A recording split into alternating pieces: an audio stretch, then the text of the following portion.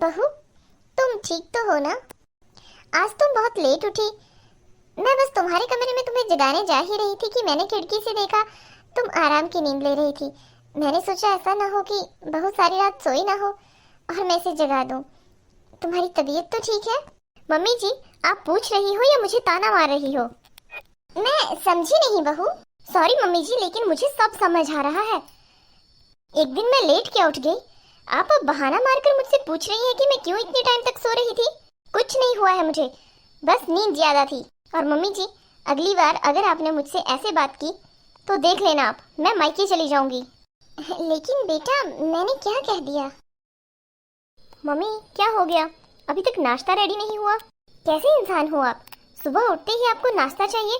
थोड़ा घूम फिर लिया करो, नहा धो लिया करो। और एक दिन नाश्ता लेट कर लोगे तो क्या ही हो जाएगा। अरे क्या हो गया सुमन तुम्हें? तुम तो जानती हो मुझे जल्दी नाश्ता करने की आदत है, मुझे भूख लग गई थी। देखिए जी, मुझे सब समझ आ रहा है। आप दोनों माँ बेटा मुझे ताना मार रहे हो कि आज मैं लेट उठी हूँ सोकर।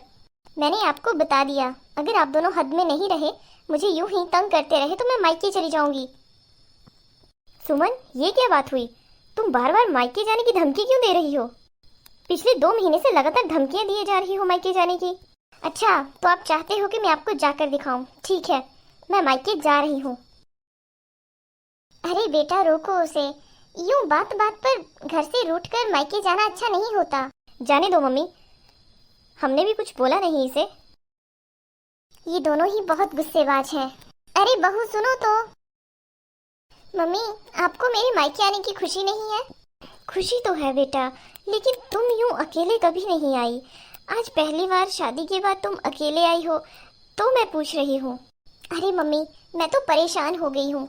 आप जानती भी हो, मुझे कुछ समझ ही नहीं आता उस घर का। बस अगर थोड़ा लेट उठ जाऊं तो बहू तुम ठीक हो, तुम लेट क्यों उठ रही हो? अगर मैंने कोई काम लेट कर दिया तो बहू आज क्या हो गया? अरे मम्मी, मेरी अपनी भी तो जिंदगी है। अगर मैं किसी से फोन पर बात कर रही हूँ तब भी बार बार पूछते हैं, बहू तुम इतनी टेंशन में लग रही हो, सब ठीक है, किससे बात कर रही हो?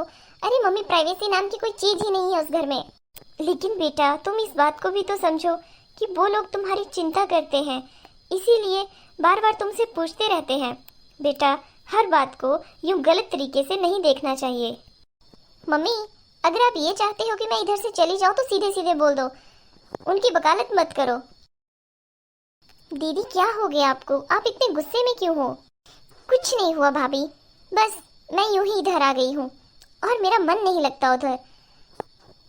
मैं उस घर से बहुत ही परेशान हो चुकी हूँ, इसीलिए मैं बार बार इधर आ जाती हूँ। सुमन बेटा, बुरा मत मानना, लेकिन पिछले 2 महीने में तुम 8वीं बार मायके आ गई हो। बेटा, सब ठीक तो है ना? तुम्हारा गृहस्थ जीवन ठीक तो चल रहा है ना? घर में सब सही तो है? अरे मम्मी, सब सही है, बस उस घर में प्राइवेसी नहीं है। बार बार यूं ही पूछ लेते हैं, बहू क्या हुआ, बहू तुम्हारा चेहरा उतरा लग रहा है, बहू ये बहू वो। मैं थक चुकी हूँ इस सब से और मुझे अब थोड़ी रेस्ट चाहिए, मुझे आराम चाहिए। मम्मी, दीदी, वो लोग आपकी चिंता करते हैं और आप तो जानती हो कि जहाँ चिंता होती है वहीं इतने ज़्यादा क्वेश्चन होते हैं। वरना कुछ लोग तो इन चीज़ों के लिए तरसते हैं दीदी, कि कोई पूछे कि बहू तुम कैसी हो, बहू तुम ठीक हो। दीदी, आपको सच में बहुत अच्छा ससुराल मिला है। और ये सब चीजें तो मम्मी भी मेरे से पूछती रहती हैं, तो क्या मैं ससुराल छोड़कर मायके चली जाऊं? भाभी, आपको भी मेरा यहाँ बार बार आना अच्छा नहीं लग रहा है ना? नहीं दीदी, मैं तो चाहती हूँ कि आप यहाँ आए। आपके यहाँ से बहुत रौनक हो जाती है, लेकिन यूं लड़ाई झगड़ा करके मायके आना अच्छा नहीं होता। मुझे रेस्ट करनी है भाभी, और हाँ, मेरा खाना मेरे रूम में ही ले आना। ज्योति बेटा, मुझे बहुत टेंशन हो रही है इसकी। अभी इसकी शादी को टाइम ही कितना हुआ है? सिर्फ 6 महीने में इसका ये रवैया देखकर मुझे बहुत डर लग रहा है। वो तो इसका ससुराल बहुत अच्छा है, इसकी सास बहुत अच्छी है, हमें जमाई बहुत अच्छा मिला है। नहीं तो सोचो, आजकल के ज़माने में ऐसी लड़कियों को कौन ही भला घर में रखेगा। बेटा, इसकी ये बार बार लड़ाई करके मायके आने की आदत मुझे बिल्कुल पसंद नहीं है, लेकिन अगर मैं कुछ कहूँ तो फिर मैं गलत बन जाती हूँ। कोई बात नहीं मम्मी, इसका भी इलाज है मेरे पास, बस आपका साथ चाहिए थोड़ा सा। ठीक है बहू। बहू, ये क्या, तुमने अभी तक नाश्ता नहीं बनाया? तुम तो जानती हो तुम्हारे पापा जी सुबह सुबह बीपी की दवाई खाते हैं। हाँ भाभी, मुझे भी भूख लग रही है। आप तो कभी इतना लेट नाश्ता नहीं बनाती हो, इतने जल्दी सुबह उठ जाती हो, फिर आज इतना लेट क्यों? क्यों दीदी, क्या मुझे इस घर में प्राइवेसी नाम की चीज नहीं मिल सकती? क्या मुझे लेट उठने का हक नहीं है? सब लोग आराम से 7-7 बजे तक सोते हैं और मैं 5 बजे ही उठ जाती हूँ और घर के काम में जुट जाती हूँ। सब लोग आराम से 7 बजे शाम को भी सो जाते हैं, लेकिन मैं पूरा किचन का काम करके सोती हूँ। क्या हो गया जो एक दिन मैं लेट उठ गई तो?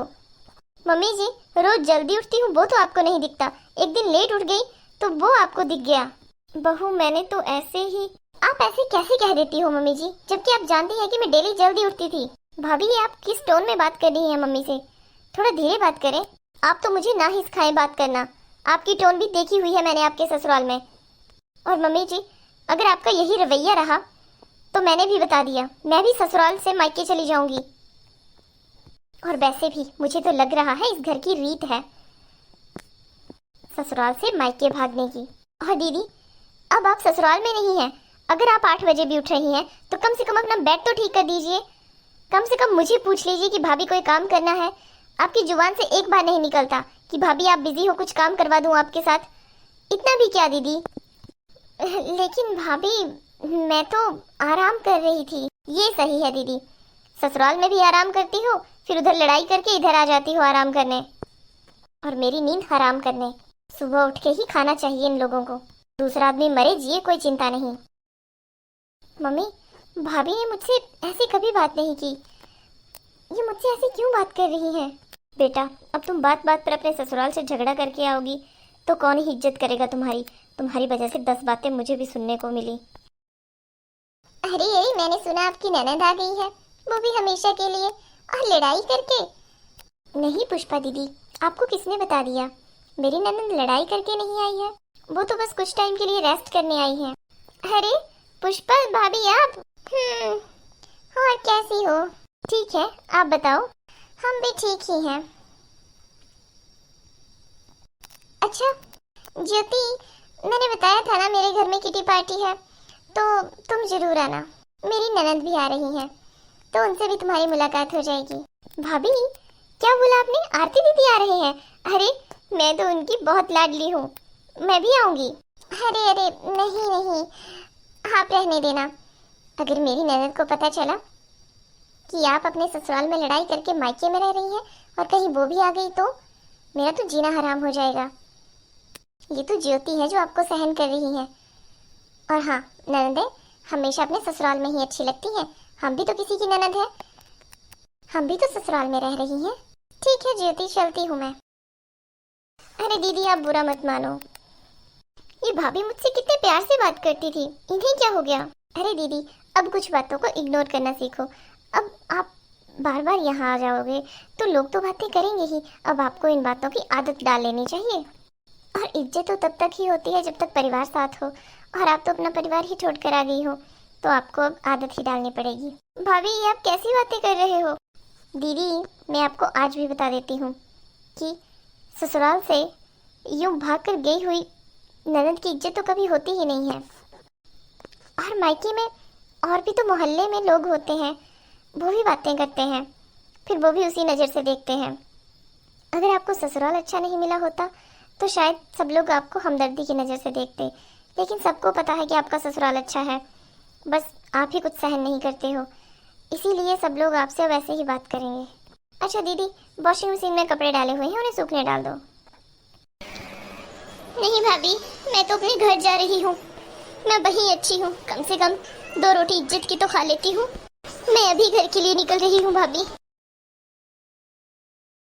मम्मी जी, मुझे बिल्कुल भी अच्छा नहीं लग रहा है कि मैंने दीदी से इस तरह से बात की, और मैंने ही पुष्पा दीदी को समझाया था कि आपने ऐसे आकर बात करनी है। बहू, आज तुम्हारी सूझबूझ से ही मेरी बेटी का घर टूटने से बच गया। तुमने कोई झूठ नहीं बोला, और तुमने सुना नहीं है क्या, जिस झूठ को बोलने से घर टूटने से बच जाए वो झूठ झूठ नहीं होता। हेलो दोस्तों, कमेंट करके जरूर बताएं आपको हमारी वीडियो कैसी लगी। हमारी ऐसी ही रोचक वीडियो देखने के लिए हमारे चैनल को सब्सक्राइब करें, वीडियो को लाइक और शेयर करें। मिलेंगे अगले वीडियो में, बाय बाय।